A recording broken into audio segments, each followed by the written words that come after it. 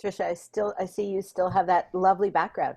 I'm just changing it right now. Still in San Francisco on a rooftop.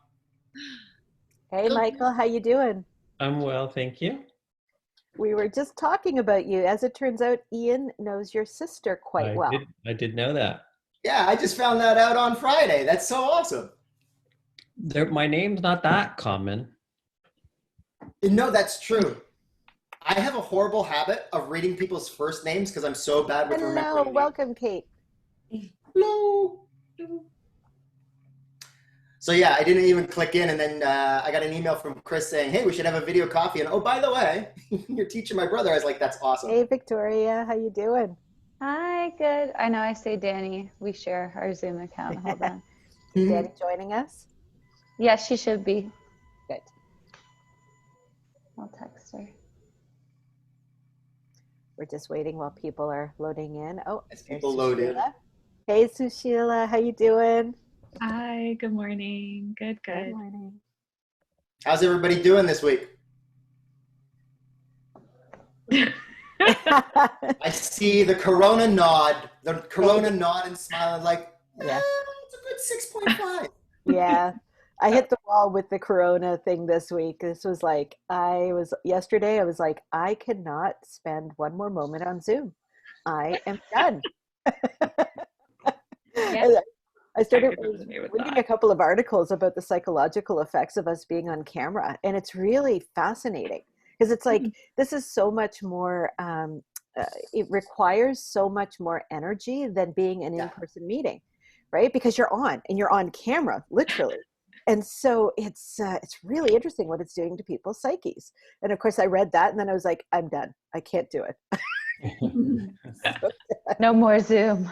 So I had to take a day, or actually the morning off yesterday, because I was I'm like, these days I'm spending between 6 and 8 hours a day on Zoom. That's a lot. A lot. Absolutely. My brain is so fried that we have a beaver dam. Some of the people at Talk Boutique know this. Because I'm up at my mother-in-law's cottage. So there's a beaver dam about 100 feet from my front door that I've been working on because as the water rises, the beavers work on it. We had to go back into Toronto for 3 days. I came back, half the dam was gone, and my brain went, despite the fact that we're on a very small bay with just a little bit of wind, I was like, well, I guess there's a current, and it blew it all away. And that's actually what I thought for about 3 days until our neighbor said, oh yeah, no, well, you guys were away. I hopped over and I figured, oh, I'll pull it out.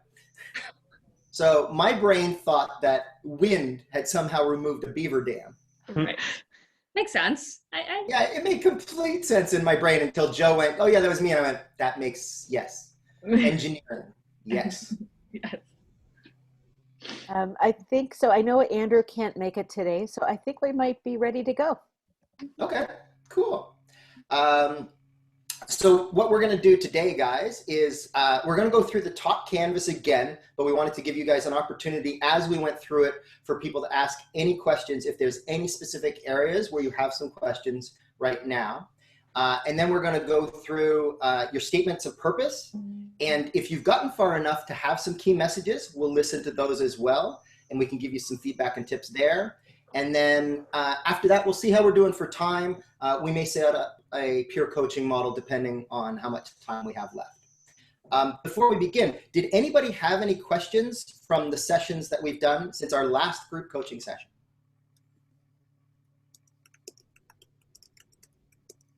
No. No, we're all clear? Outstanding teaching. Oh, say again, yay.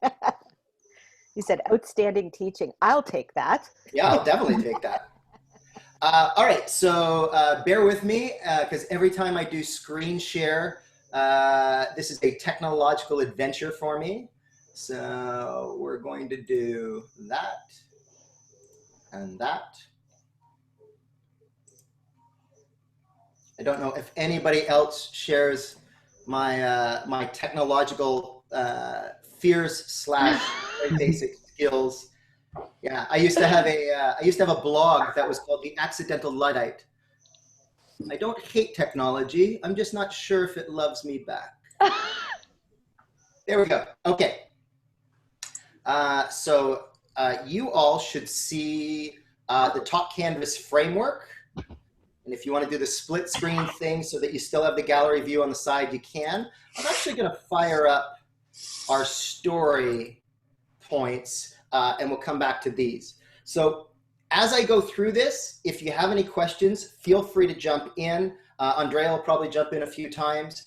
You can either jump in verbally. If you want to use the little hand wave symbols too, I'll keep an eye out for that in the corner. I'm going to go through this canvas in the order of the numbers. So instead of starting with the commanding opening, I'm actually going to take us through first sort of the bones of a speech, and then we're going to come back to the opening and the close at the end, because that's actually how we build. That's the order we're encouraging people to build a talk, all right? And if you have any questions about how we do that, feel free to ask. So let's start with the statement of purpose, because I find that if we do a build a talk with a client and we're starting from scratch and we might spend 8 sessions together, sometimes the entire first session is just on making sure that this statement of purpose is pretty clear. So does anybody have any questions about that statement of purpose, that one line? I like to call it the elevator pitch. If you were even doing an hour-long presentation, if somebody were to walk away in one sentence, could they tell somebody else what you just spoke about? And we want to have that nice, clear what, how, and why. The what, of course, is the topic, the problem, what you're proposing, what you intend to talk about, your idea. The how is how you're going to make that idea happen or how you know it. And then the why is, why does it matter? Why does it matter to the world? Why does it matter to you? Because that's how we grab our audience's interest. And most importantly, why is it important to our specific audience? Does anybody have any questions about the statement of purpose? The what, the how, the why in general? I don't know if this is a weird question, but Yeah. like, are you allowed to say something like, you know, because you're opening, I know we're going to come to opening statements shortly, but is it okay to say in your statement of purpose, you know, my opening line said this, but I'm not here to talk to you about this. I'm actually here to talk to you about this. Okay, I'll jump in, and then Andrea may have her own 2 cents to add on this. Whenever I'm talking about any form of content creation, you need to be very careful about being clever. And sometimes we're not even trying to be clever, but it just sort of ends up coming off that way. So my only issue with what you said is it could feel like a bit of a trick to the audience. Now, there might be a payoff at the end, or even that idea that by the end, you're actually tying these ideas together. I find that if it's a case of like, we don't directly see the connections right away, but there are going to become clear as you move through the speech, then you're actually better off just not having the filler statement at all and allowing the audience that moment of like, oh yeah, I see it. So my instinct is normally either you want to make the connections between your story and your statement of purpose clearer so that we want to avoid what we call like the muffin top, where our story just sits on our speech, but it's not really connected.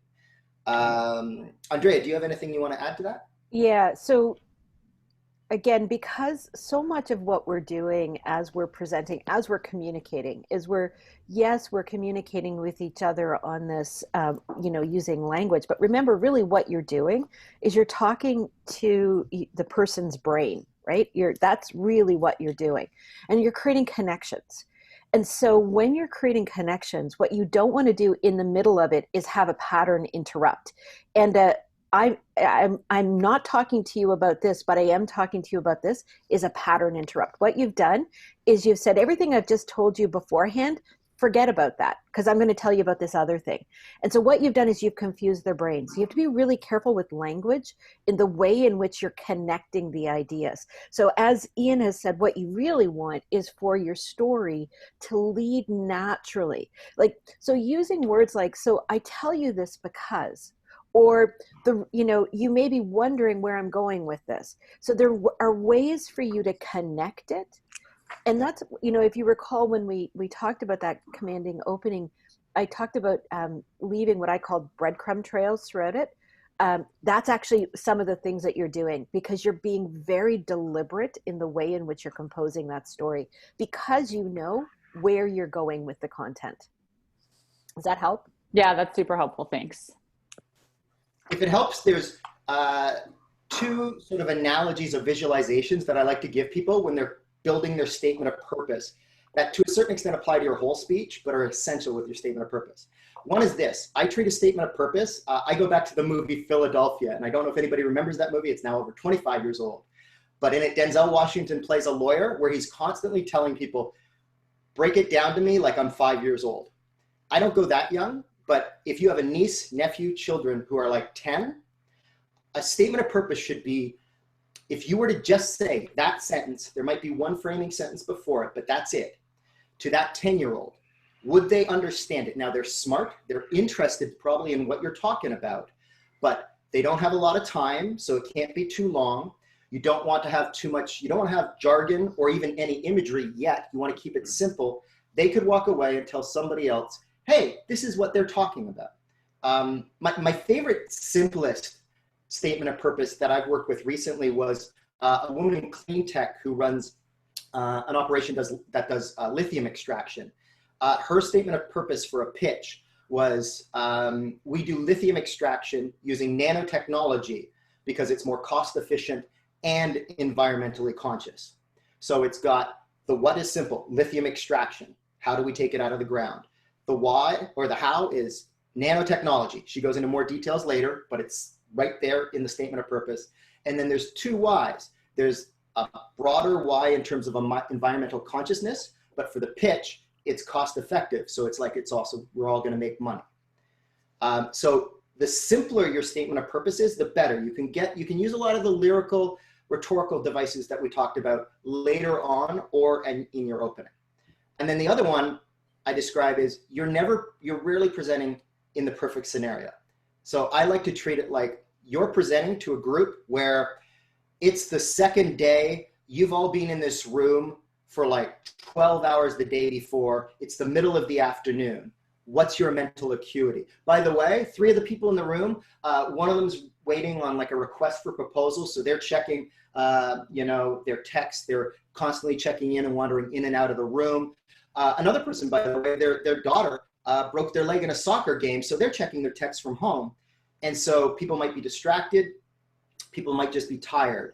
If we have a simple statement of purpose, A, they're more likely to hear it. And B, when we use that repetition, they're going to catch at least the one thing you want them to hear. And then Does that make sense? Any questions on that? Just All right, to add, cool. just to add to that, Yeah. the other piece to it as well is that the more literal it is for your audience, it's important because again, they might be distracted, but it's also for you, right? Because that statement of purpose is what we call your North Star. And so what will happen is, and we've all done this, right? You've been in the middle of your presentation, you're in a flow, and suddenly you forget where you are. Your statement of purpose is the place you can always go back to mentally. And you can go, okay, wait a minute, I was where? Right, I was in the statement of purpose, then I was message, okay, I'm now in message number 2 in the support, and I know what I'm saying. But that statement of purpose gives you that recentering place. So for you, you also don't want to be too clever or too wordy with it, because it has to be something that you can remember so that you can refocus your presentation at any time, especially if you're giving it from memory, which many times, even with visual devices like PowerPoint, you still are doing a lot of it from memory. So it helps in that way as well. I was laughing as Andrea said this because, and I know that she's had the same experience. I've had multiple TED speakers who I've coached who have already done their TED or TEDx talk. And when I end up coaching the first session, the first question I always ask is, okay, so what's your speech about? Just give me it in 1 sentence or 2. And they always start with their commanding opening and start trying to do the speech and go, no. You got 1 minute. Yeah. Tell me what your speech is about. And it's amazing how often they can't quite do that in less than like 6 or 7 sentences. So that's why your statement of purpose is something that you're probably going to work on the most. But once you've got that, that's your bedrock. And everything else sort of comes from there. All right. Let's move on to key messages. Ian? Yep. You asked for questions, but I just wanted to share an observation, and that was that as I was writing them out, and this is a subject that I've been thinking about for a while and just hadn't spent the time to kind of pin down. Yep. That I found it kind of helpful and slash illuminating to kind of figure out, okay, is this a how or why or what? You know, like there was a little bit of Yep. reconfiguration going on Yep. in my mind as I went through it. Yeah, that's something that we hear. And honestly, even when we're coaching on it, the what and the how often are interchangeable. Yeah. Because it's just in how you frame it, right? So a what can be a how and a how can be a what. But it really comes down to, and this is where, like I always like to think of it as, you know, sort of the laddering effect, right? So the what gives you that clear foundation. The how is the way in which you're activating it. But if you've got one in the wrong place, you'll suddenly start going off to the side, right? And so when you hear it said together, that's where it starts to become very clear, like, yeah, no, you know what, it's got to be the other way around. And so often in a coaching process, this is what we're doing. We're playing with it and kind of going, let's hear it this way, let's hear it that way. So do that yourself. Yeah, it's helpful. Yeah, and sometimes depending on your presentation, you might find in the final thing, you might end up, once you know what your what, how, why is, presenting what, then why, and how comes third. This sometimes happens in what I call like the tip speeches. I worked with somebody, an accountant, who was doing a speech on the need to communicate clearly with the boardroom in the language of the boardroom, so that they would be able to take, the boardroom would make the decisions that the boardroom needs to make, not passing that responsibility down to the finance department. Right. And I'm going to tell you that you can do this, this, this, and this. And then they had like 7 tips, which we eventually bunched into 3 categories. Cool. Sweet. Any other thoughts, questions?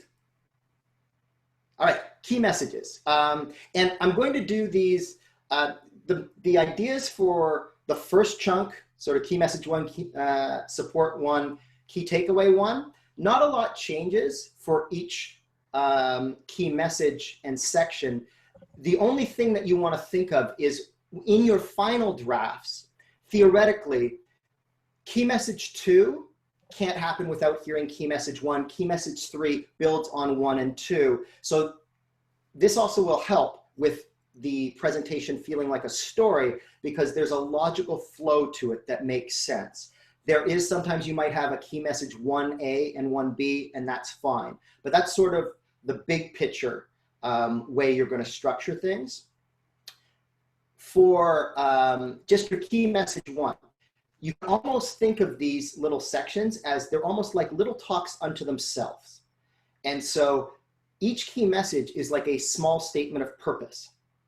And again, that means we want it to be clear. We want it to be simple. It also, depending on how long our speech is and how many messages we have, this also serves as a flag post as we move through our speech to let people know, oh, we've covered one idea. Oh, now I'm beginning a second clear idea. So you want your key message to be fairly simple, right? If we're going to talk about simplifying our language to the boardroom, let's talk about how we put together our reports and the language we use in those reports. Now, everybody knows what I'm going to talk about for the next little while. Okay? Once that message is clear, now we get into the support for this key message. What are we talking about when we're talking about types of support? Because we've already gone over quite a few in our previous presentations. Does anybody want to step forward and like, what are some examples of how we might support a key message?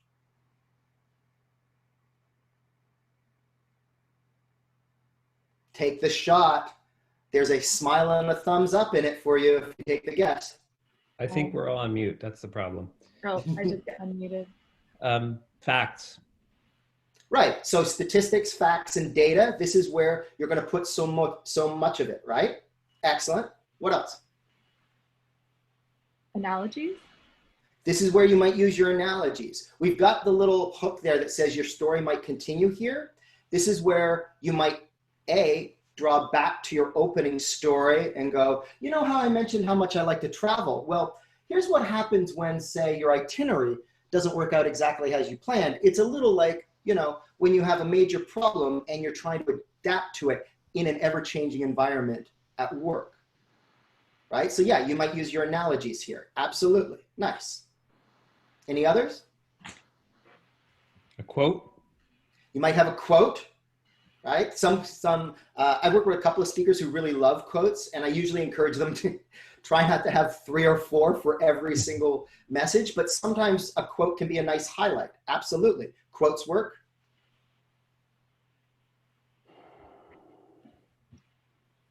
You might use case studies, because a case study, the wonderful thing about case study is it's both data and information, but to a certain extent, it's always a story.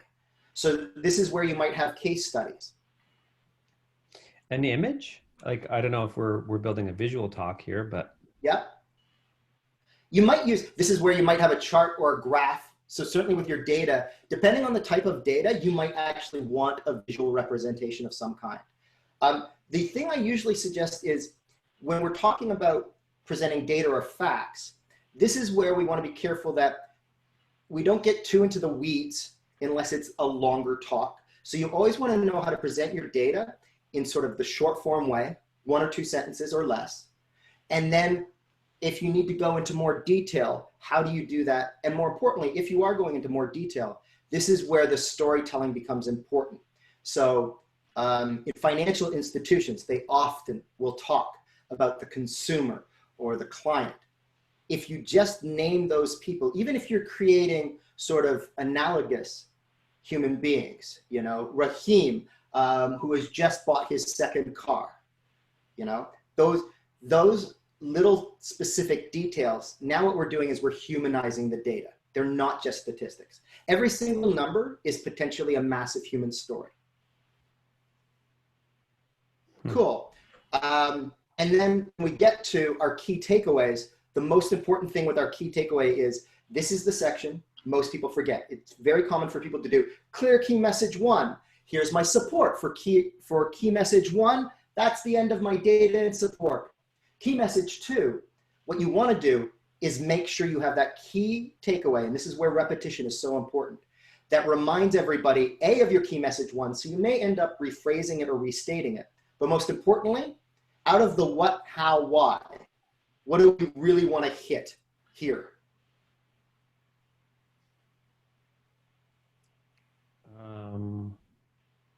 The why? Absolutely. Okay. Right? Why have we just spoken about this key message? Why was this key message so important? Ideally, also at this point, this key takeaway should tie back to our statement of purpose, so the whole talk as a whole. And sometimes it might lead directly into key message 2, or key message 2 will take care of making that connection. So that's the basic structure of each section. Does anybody have any questions about any of these 3 things: key message, support, key takeaway, or even thoughts or ideas? I have a question, which is, I noticed the size of the boxes. How indicative is that about the length of how much copy we're writing here?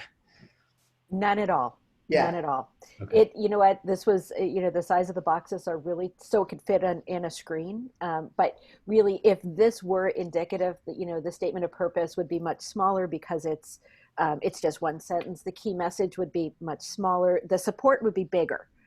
This is where all your data lives, right? This is where most of what you're saying, it truly is the body of your presentation. But it has to be flanked by the message opener, the key message, and the key takeaway. Like those 2 things are flanking it. They're the key takeaway is probably it's longer for sure than the key message because you're doing a lot with it. But it is by no means, it really is, it's maybe 2 to 3 sentences, whereas your support could be, if you're doing a visual presentation as an example, that support could be 6 slides. It could be that much depending on what you're presenting. Okay, so just to play back what you said, in these key messages, it's like the key message is short to the point, the support is beefy, and then the key takeaway is a summation and short-ish. That's right. Okay. That's exactly it. Okay. That helps. Nice. Time to shrink the font size. Yeah. Well, also, I mean, let's face it, if you're doing a half an hour meeting, then yeah, your support is like such a massive part of it. Now, if you're doing a 3-minute quick pitch or presentation, you might actually want to keep your support right down to like that. Here's the most important statistic. Let's say you've got 6 pieces of support. You always want to prioritize them. What's the one that you really want them to remember? And then you might quickly list the others. So you might only do a deep dive on one. Any other questions about key message support or takeaways? Andrea, did you have anything you wanted to add? Nope. Cool, excellent. So once you have that, and that might be, again, if we're doing a build a talk, that might be where we spend most of the beginning, because we want to make sure that we have a clear idea of how we want to present our information. Now we start thinking about what are the analogies that we might use to broaden out our support. Is there an analogy or a commanding opening that we can grab attention from the beginning? So with our commanding opening, and we've already touched on this, the most important thing is that that commanding opening is, it's not a story and then our presentation and then we end with a story. It's all one story. And so our opening sentence wants to grab people's attention, and there always has to be a connection between that opening sentence and our statement of purpose. It does not need to be obvious right away. Sometimes creating that tension is one of the oldest storytelling techniques we have. So if we're doing a 10-minute meeting and a minute in, people are like, where are we going with this? But within 2 minutes, they're like, oh, I get it. That can be very exciting for an audience and really suck them in. We've talked about telling stories or using analogies. Michael, you mentioned quotes. Sometimes you're going to open with a quote and tie that in. Some people sometimes open with a case study, but we want to frame that case study using those storytelling techniques of, you know, especially focusing on the environment and the characters and who does this matter to. We also, with our commanding opening, want to think of how does our story appeal to the audience? And sometimes you're going to tweak it depending on who's in the room with you. Any questions about the commanding opening? Because this is often where people have a few questions of like, how do we connect it to everything? Does it need to flow all the way through? And any questions about the opening, how you're going to grab people's attention, maybe even openings you've used in the past and how they might apply to the system we're using? I guess you're going to expect us to try on a bunch of different commanding openings, like maybe independently, to see what sets up our talk, kind of thing. Yeah. I often describe it as, go back to your statement of purpose. Why is it important to you? Often if you explore that question, that's where the stories that really matter to you, but then thus will probably matter to your audience, might be. An obvious one that comes up with the medical profession, because it's just so simple, their case studies are human beings. They're their patients. And there's a reason why so many medical presentations begin with, let me tell you a story about this human being. And I met them in this year, and they're a wonderful human being. They've always got a joke at the ready. They love playing softball. But when they were 45, they started to lose their sight in one eye. And the great thing about those stories is that patient absolutely is important to that doctor, and they have a personal experience with them. Now, that's a direct personal experience, but you can have an experience with an analogy, right? I've worked with people who, they love history, so they'll pull somebody from history that they're intrigued by, but also directly ties to their statement of purpose, and they'll tell us a little story about this human being. Yeah, I'll add to that. So we do a lot of work with ophthalmologists, and that Ian just talked about, you know, so going blind in one eye. And one of the ophthalmologists that I work with, he's a neuro-ophthalmologist, so he works specifically on the impact of our eyesight on what it can indicate in the brain. And he's quite a quirky guy. And so he had his talks were really aimed at the ophthalmology audience, it's an audience who are who are not neuro-ophthalmologists, but who are ophthalmologists. And what he wanted them to do was to be able to recognize specific indicators where they should refer their patients to a neuro-ophthalmologist. And he used the analogy of all roads lead to Rome. And so he told the story of how, in the Roman Empire, Rome was created as the center of the universe, with all roads leading to Rome. What he then bridged to a statement of purpose that was all about. It was I think it was myogranuloma, which is a specific neuro-ophthalmology disorder, and he was giving them very specific. So in his statement of purpose, all about this other thing, but it was always all roads lead to Rome. And it was brilliant, right? Because it made it very clear, even though the Roman Empire has nothing to do with neuro-ophthalmology, he created the analogy so that the audience could now identify very specific things, and all roads led to Rome. In this case was him, neuro-ophthalmologist. So that's a way of using an analogy. Now, in that case, it wasn't personal or vulnerable, but it still worked because it was fun and engaging. So you're always looking for things that impact the emotional state of your audience and impact the emotional state of you as the presenter. So what are you using? Are you using vulnerability? Are you using humor? Are you using something where there's a shared connection emotionally with that audience? We had another, one of my Singularity University speakers who's a doctor, and he told this very moving story of working with a breast cancer patient. And, he revealed within that story about how he and this patient cried together.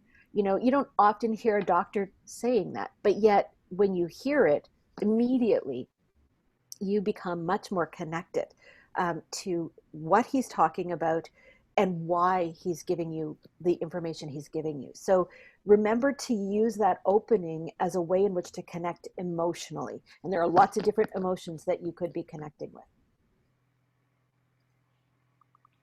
Nice. Yeah. Yeah. I remember that presentation. Cool. Any other observations or thoughts? Any other commanding openings that you've used in the past that you want to throw at us? I had Victoria? a question. Yeah, I had a question about like when you're I'm planning on sharing a personal story that kind of connects what I want to talk about, and it's from when I was a teenager. So I'm wondering what's the best way to tell this story from Victoria as a 15-year-old, or referring back to myself, like in present or past tense, I guess is the basic of what I'm trying to ask. I think some of that depends on the audience you talk to. I think most often you're going to be speaking as the adult, but the interesting thing about the experience that you went through is it's always like a memory is also in the present. And when you tell that story, you're going to be taking those audience members into that moment with you. It's why we take our time with those storytelling details. So oddly enough, I think when you refer back to it, you're still going to be experiencing it. It's one of the reasons why also we're able to tell personal stories, and sometimes very vulnerable personal stories. But by having that slight distance in the telling of it, and we'll get into this when we get into presentation skills, we're able to give that gift of vulnerability, but also let the audience know it's okay, it's safe. I'm not, this isn't therapy. I'm not going to suddenly break down, but we still get to experience that idea and that feeling. So my feeling is you'd be referring back to it. Now, depending on the audience, you might occasionally change a few key words or pieces of rhetoric to make it feel, this sometimes happens with personal stories, is if I'm presenting to a group that I know is in a professional setting and maybe even a bit more formal, then I'll be a little bit more formal with my personal story, and I'll use a few more keywords. One of the things I love to do is if I know there's keywords that the company I'm working with likes, I will use those keywords because that way I'm telling my story in their language. Andrea, any thoughts? Yeah, I agree. And I think one thing to think about, you brought up rhetoric as a, as a connection tool. And this is a place where you're going to use a lot of those techniques. So don't be afraid to think about not just the language, but how you're using that language. So as an example, you might have a repeating device in here, something that you keep coming back to. I worked with one client where we literally set up a repeating device in the opening that became something that his whole talk was then based on. So we kept coming back to that in all of those key messages and building on how we were actually solving that problem. The other thing that to think about with your commanding opening, and we said this when we were in the rhetoric section, is a rhetorical question. These are really amazing ways to engage your audience right out of the gates. So you might start a presentation with a rhetorical question. So, it could be, something that that is central to your presentation, but it could feel like it's a little bit out of left field. But what you're doing is you're getting your audience where you want them to be, so you can now tell a story that's related to that rhetorical question. Nice. And I'm going to move on to our close because I do want to make sure that we have time at the end for everybody to present their statements of purposes and key messages. So we get to the close, and this is usually the part where I could be 2 or 3 coaching sessions in with somebody, and they come in and they've got their second draft and they're like, I still don't have a close, and they're super apologetic about it, and that's fine because the close tends to be something that people obsess about, but in a strange way, if we keep it simple and just do a few simple things, it's that much more effective. So once we have a close, especially if we've set up a strong commanding opening that ties to all of our messaging, we've made our messaging clear, and we've even managed to draw some threads, ideally, through our presentation. What we're looking at for the close is, A, we want to call back to that commanding opening in some way, shape, or form. Now, the way we've ordered it here, that isn't necessarily the exact order that you might do it. It might be the last thing you do.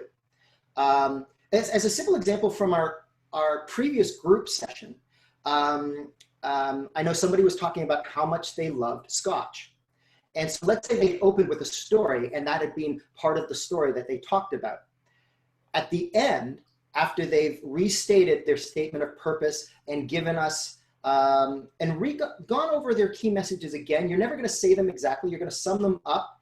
You're going to reframe them, ideally as cleanly and efficiently as you can. And it might be the last thing they say is, oh, and by the way, if you were wondering which Scotch I might recommend, well, I'm a really big fan of this one right now. So maybe you can have one of those while you go to work on this thing that I just spoke about.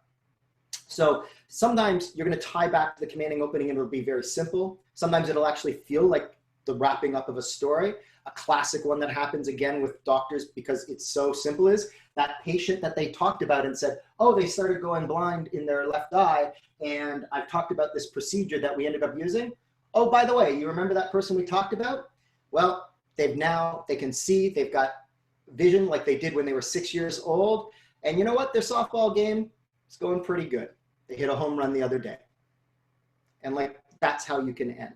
The main thing is you're going to definitely somewhere reiterate your statement of purpose, and you're going to reiterate your key takeaways. And then you might have a call to action. Most times you want to have a call to action. If you're just doing an inform presentation, your call to action might be just be aware of this, all right, and keep becoming aware of it as you move forward.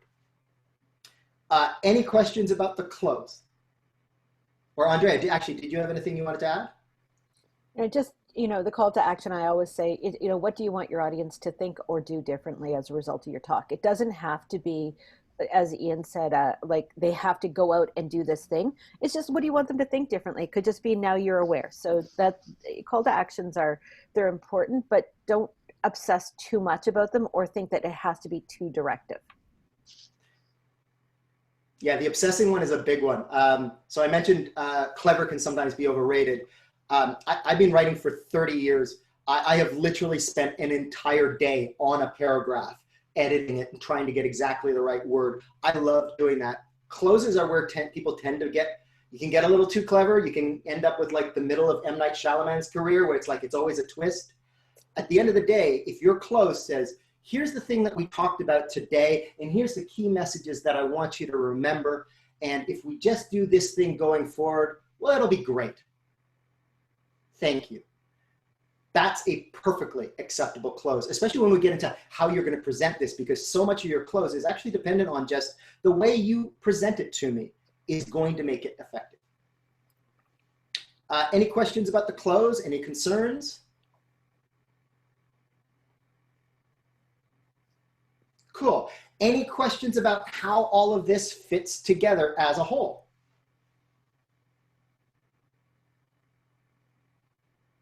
And you guys are still on mute. All right, well then it is definitely time to unmute, because it is time to stop sharing my screen, and you guys are going to share, because I just cannot resist bad puns.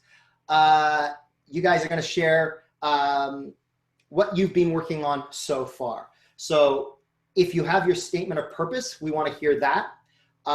If you have your key messages, present your statement of purpose, and then just give us your key messages, and they can simply be like, I'm thinking of talking about this, this, and this.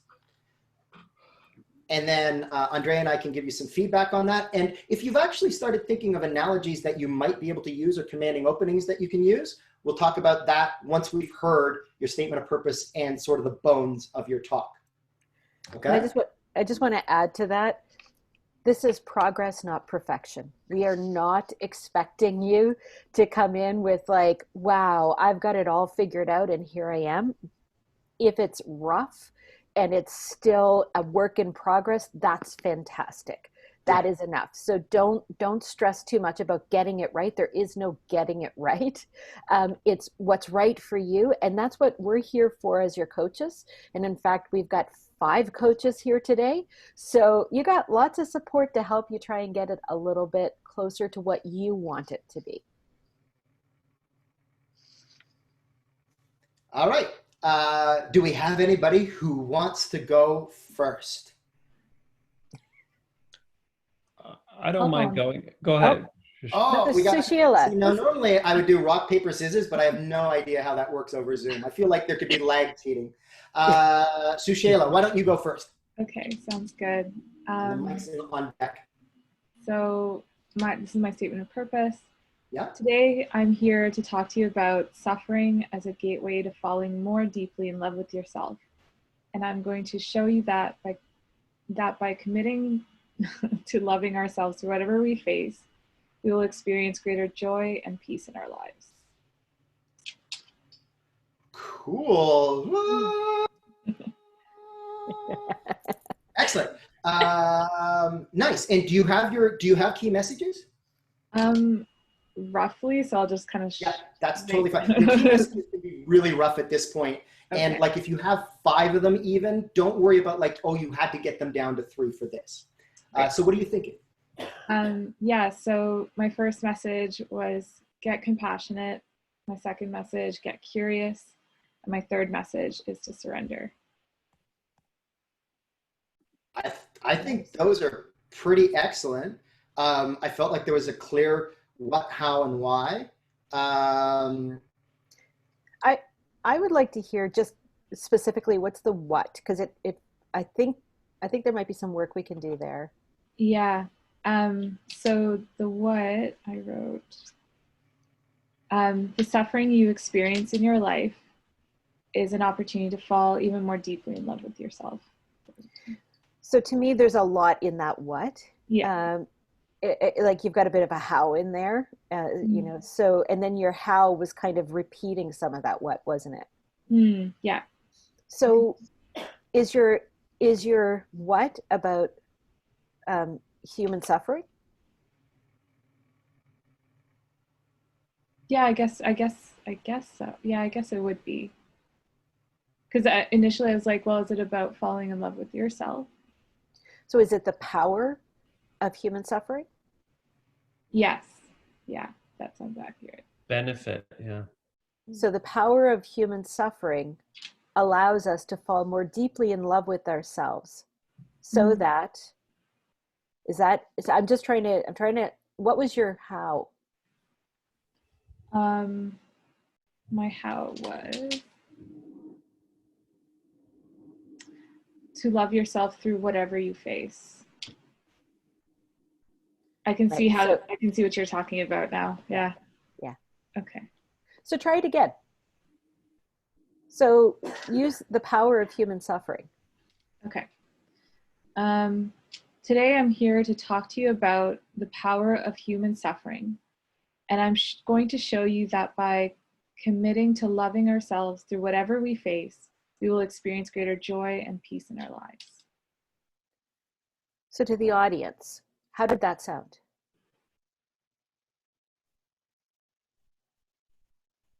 Did you guys, were you able to connect to it better? Yeah, I would even like to hear a bit more detail in that last sentence, because it also sounds super high level.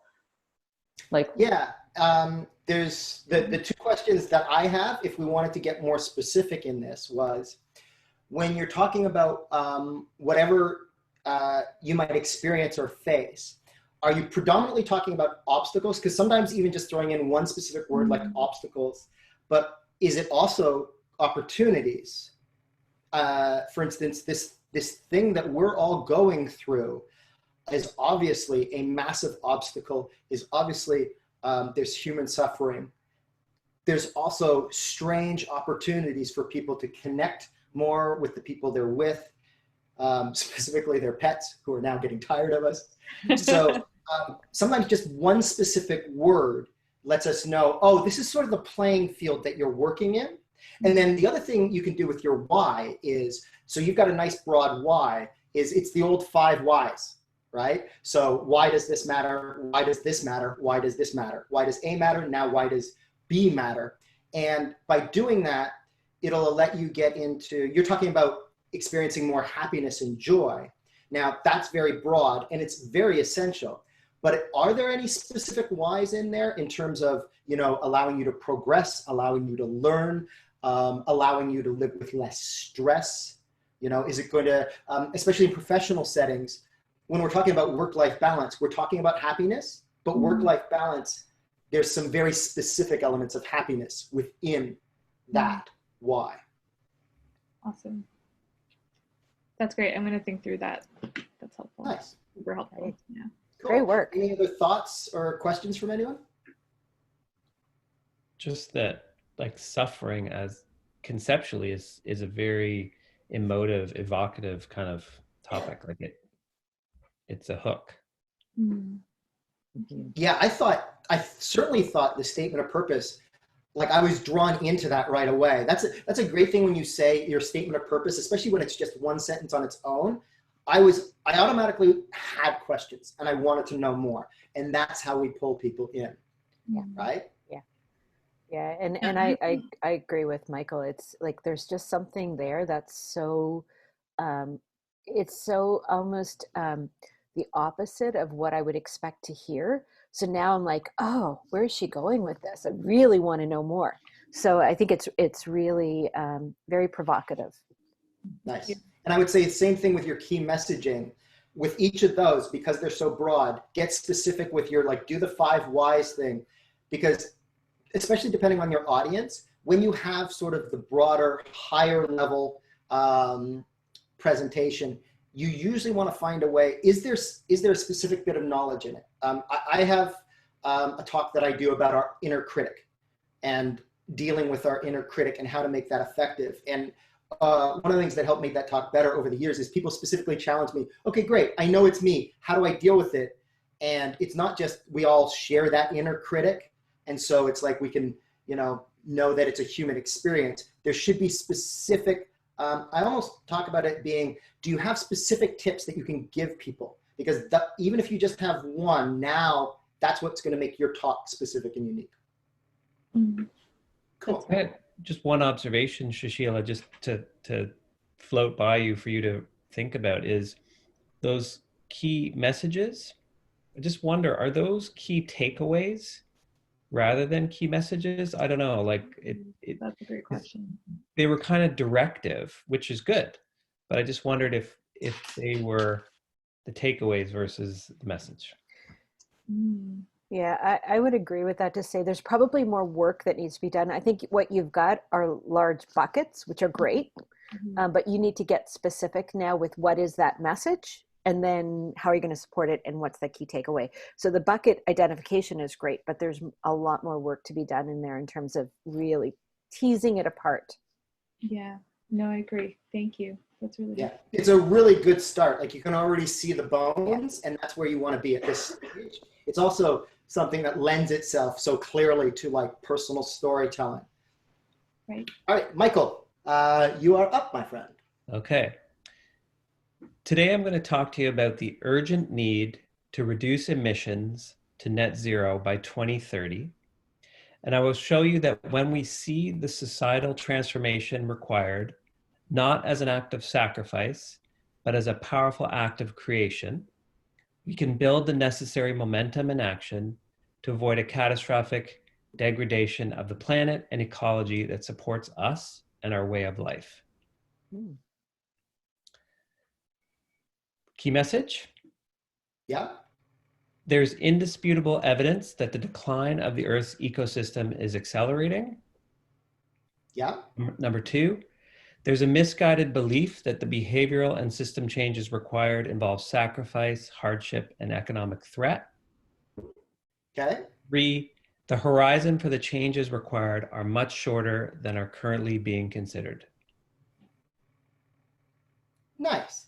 I like the fact that your key messages, they have that clear structure and a chronological one that makes sense where your first key message is you'll probably have already done some of this in your opening, laying out the world. Like everybody can see that we're laying out the environment that we live in, somewhat literally in your case. And if we haven't taken care of that in our opener, where we've probably already hinted at it or dropped a few things, this is where we're going to get into the specific support for. This is the world that we live in. So often, this is where we're really outlining the problem. The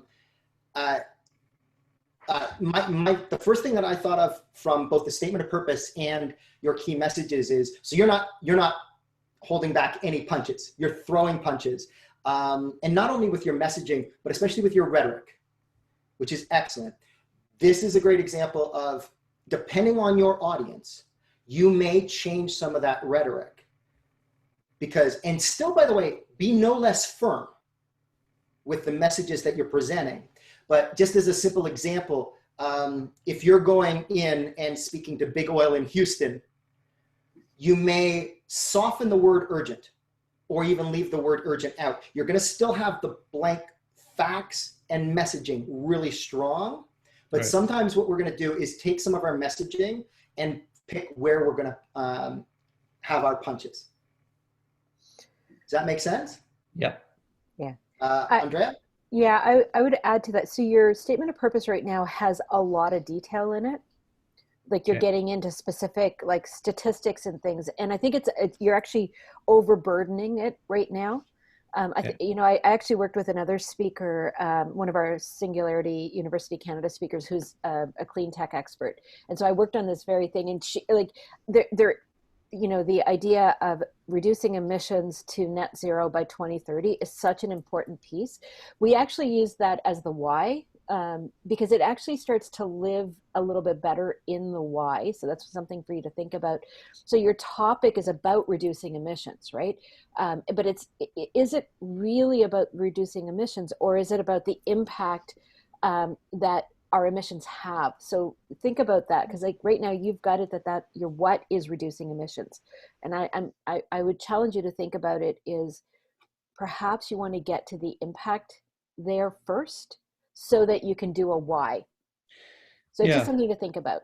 The two things just to share that I think are the essence or the key parts of it are the date, because there's a lot of talk that's sort of much further out.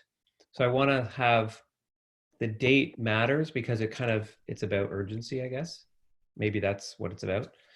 And then the second part is that it's this sense of, human beings don't like things that go down, like we have this sort of aversion, oh, we're losing something. And Yeah. that's the reframe is like, this is a game. And so That's what I'm wrestling with. I'm not Mm. saying it's Yeah, yeah. right. Can I jump in for a second? Yeah. The two things that you just talked about are mindset. So it's possible that your what, building off of what Andrea said, is that your what is creating a mindset that we will be able to achieve this goal. So the what might be actually the mindset. The how is how do we create this mindset, because this goal, here's why this goal is so important and why having this mindset is going to matter.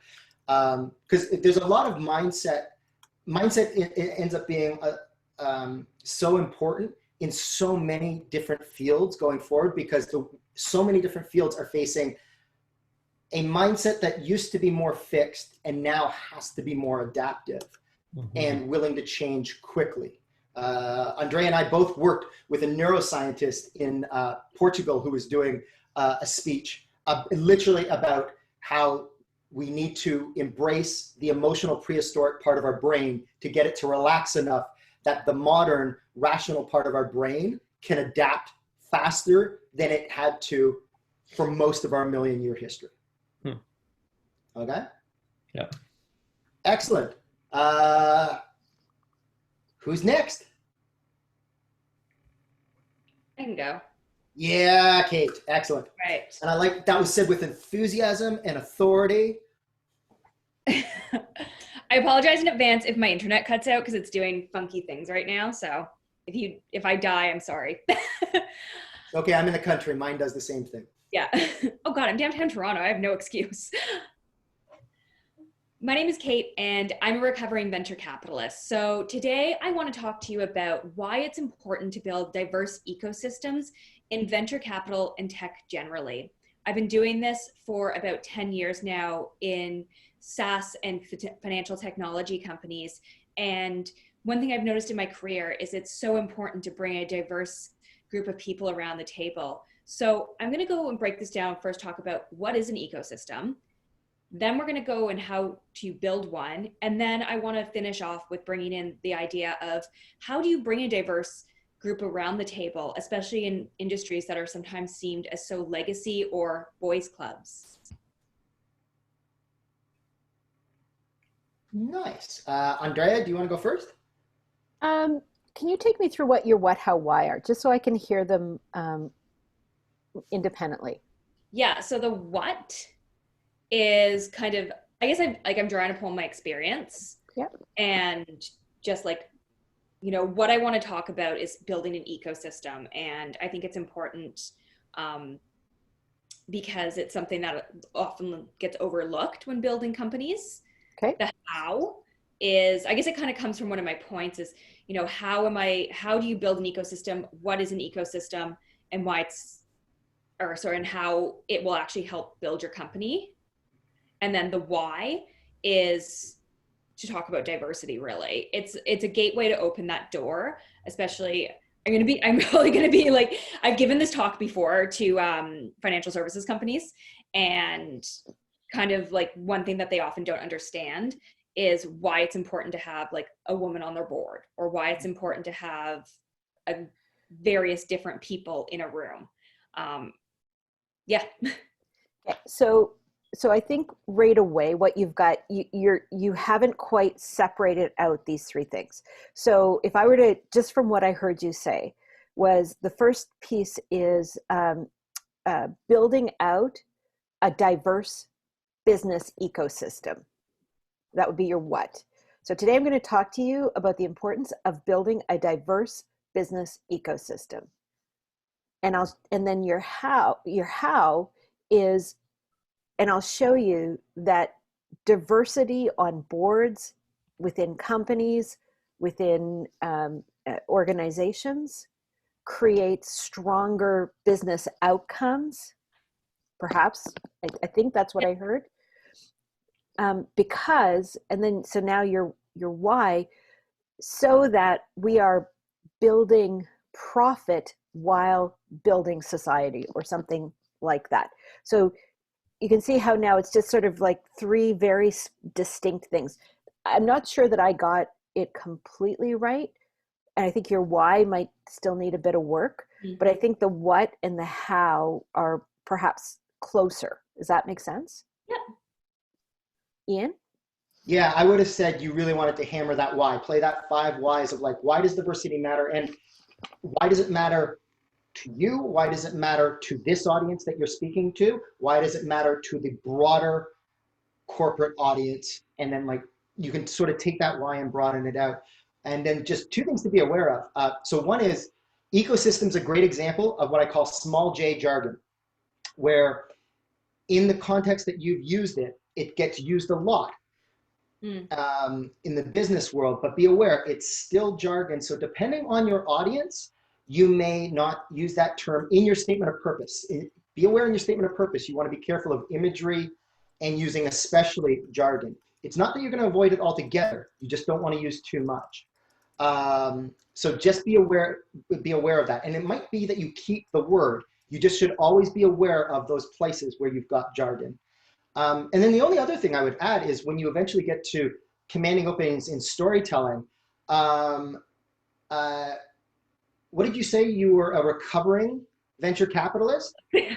That is a fantastic turn of phrase. And if that was your opening sentence, and then you told me a little story of what you mean, and especially how diversity was part of that specific experience leading into your statement of purpose, I think that's a recovering venture capitalist is a great example of how you don't need a lot of words to get a very specific, ooh, what's going on there? And I thought that was a really interesting turn of phrase. Okay, we are at 10:30, but how are we doing for time? Can everybody hang out for like another 5-10 minutes? Because I really want to get Victoria and Danny in. We're all good? Excellent. All right. Victoria, unmuted first. She's in. Oh no. I'm like, I need to run and get ready for something, but I'll give you guys what I have so far. I'm not at Sushila or Kate's level yet of saying things so eloquently, but I'll give you what I have. So let me just pull it up.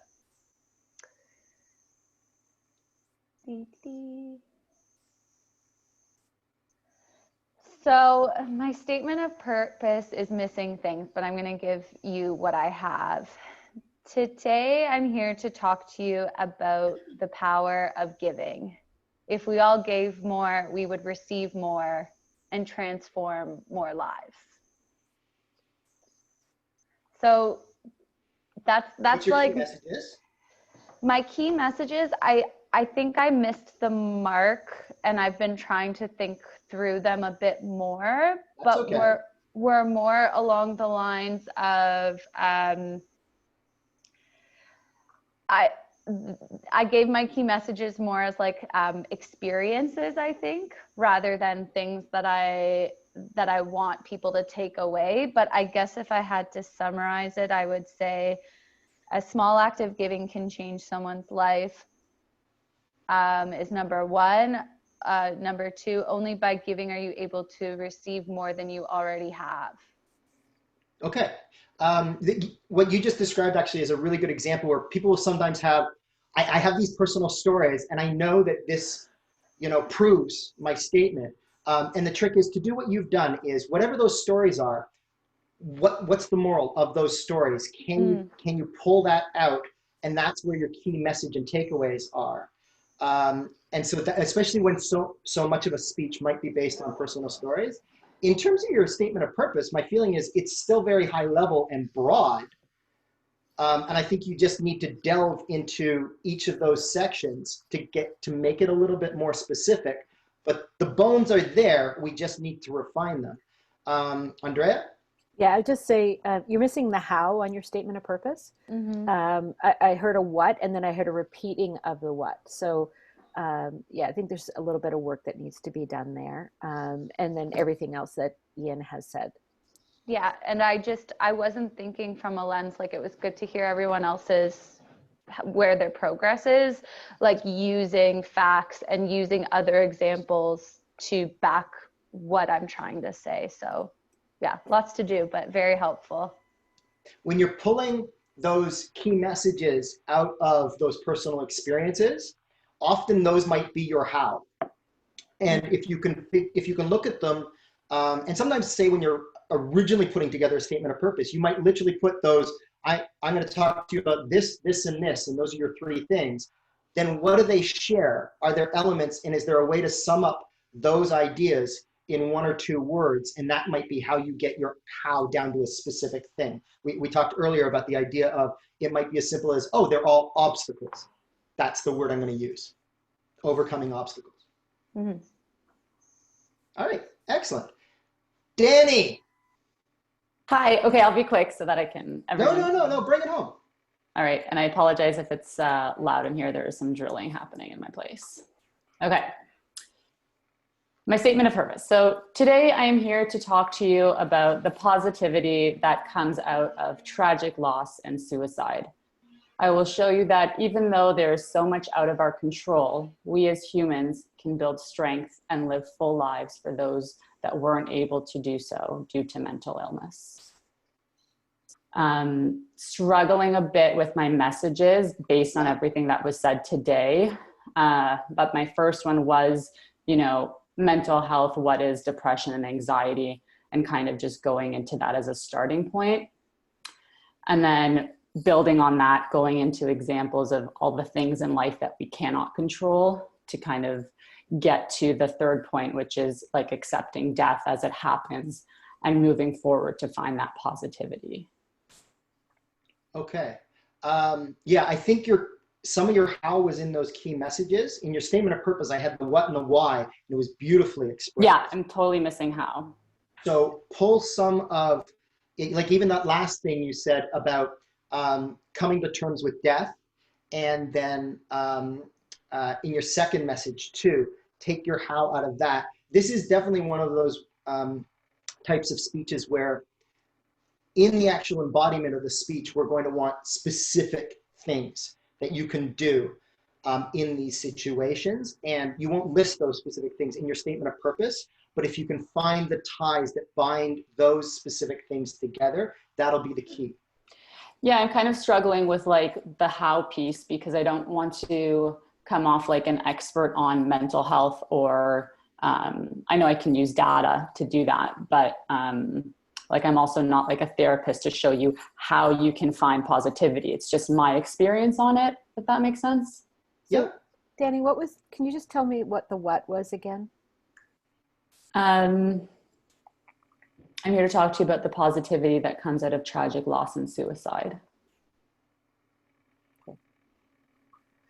Yeah, so I think you don't have to be an expert on this. Like, again, this is a very, clearly it's something that's personal that you experienced. And so when we've talked about this, when we share our stories, we connect to people and our stories become meta stories, whether they've experienced exactly what you've experienced or not.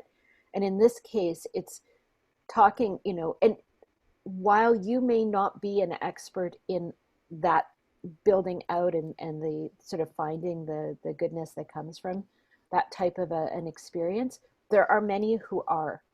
And so you can use their research as a way to shore up your experience, right? Because there's so much research done in this area. So don't be afraid to look at that. And so you may find in looking for others who have done actual clinical research and pulling from that the what, the how. The how, yeah. Yeah, so, so just do a little bit of research yourself and find how others are describing it and then put it into your words that make sense for you. Super helpful, Yeah. Thanks. Just to add on that, to a certain extent, I have a philosophy, and it's actually part of the visualizations that I do if I'm going into a high stakes presentation where, in a strange way, you could sum up every presentation as just, I've been through this thing and here's some of the knowledge I gained from this. And in terms of expert level or experience level, it all sort of comes down to that. And so I agree with Andrea in terms of always shoring up what your own personal experiences are with other people, data, statistics, things like that is essential. But there's also the idea that when you share something this personal, the questions I always ask, and we'll get into this in visualization, but before I walk on stage or into the room, I just quickly ask myself the question, is this a value to whoever I'm going to be speaking with? And if that's so, all right, well then let's just go share that. And I like that's what you're doing, and especially with something as personal and vulnerable, but giving as this, I think especially if you back it up in the way that Andrea spoke about, it might. I hope this doesn't sound trite, but like nobody's an expert. Yeah, no, and you just gave me a really good idea, both of you, from that also, like on a piece of how that I'm missing, like what am I doing to find that positivity right now? Yes. Like my techniques, right? So, and also encouraging other people to share their stories of loss, because that's also part of it. Yeah, that's a really nice, like that's a good specific thing that we can, and if you were to sum up that in one word, you're talking about connection. Yeah. So the important connection can be part of the how. Love it. Thanks. Andrea, did you have anything you wanted to add? In terms of Danny's? Yeah. Or overall? Yeah, I'm good. I think I'm really looking forward to all of your talks. So can't wait to hear the next iteration. And on that note, just before we sign off, because I'll hand it back to you, now is the time that you guys should be all thinking about booking in your master coaching session. You each have a session, and I believe Crystal or Madison will be sending out the links for that. But we're now at that point where you should start thinking about it, because this is the type of work we're going to now be doing on a one-on-one basis. Yeah, and just as a final wrap-up thought, first of all, I heard a lot of apologies today, and I did say we didn't need to have those, because more importantly, I think all of you have brought the work in. All of you did the work, and it's okay to be at different stages of this. But I think what you all brought in were excellent building blocks. As we transition into the presentation aspect of these sessions, oddly enough, the most important thing you're going to do with the homework that we're going to give you, your overall homework assignment of continuing to work on your content and brushing this up, because we won't be directly revisiting this content for a while, but keep working on it as we go through. We'll talk a little bit about a peer coaching model at some point where you guys can also support each other, okay? Any final questions? Any final thoughts? Thanks. Thank you. Yeah, thank you guys so much as always. Thank you. Stay safe, stay well, and we'll see you guys next week. Bye. Bye.